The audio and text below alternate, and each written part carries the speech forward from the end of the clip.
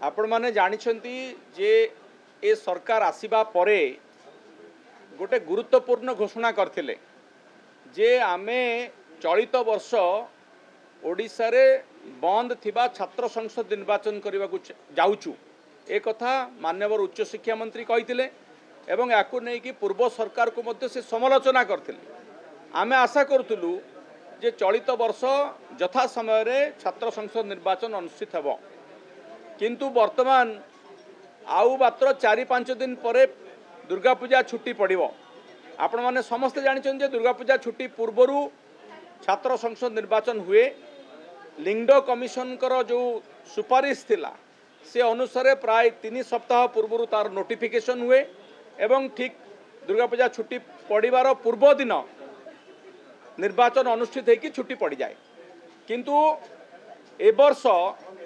कौ रहस्यमय कारणरू सरकार जो प्रतिश्रुति देइथिले माननीय मंत्री जो कथा कहिथिले ए पर्यंत छात्र संसद निर्वाचन करा जाऊ नाही से कथा आमे जानी पारुना। आमे भाबुचु आपण माने समस्त जो कथा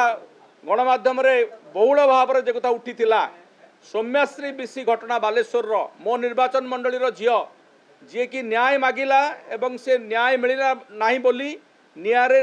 पोड़ी आत्माहुति कर देदेला से घटना परे जो एबीवीपी रही भारतीय जनता पार्टी छात्र संगठन तांकर संपृक्ति बाहरिला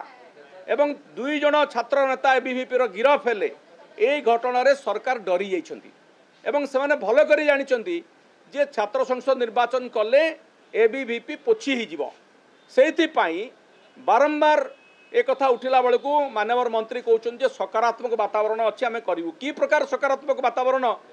अच्छी एवं केबे से निर्वाचन करेंगे आउ तो निर्वाचन हबार समय गड़ीगला से कथा से स्पष्ट करंतु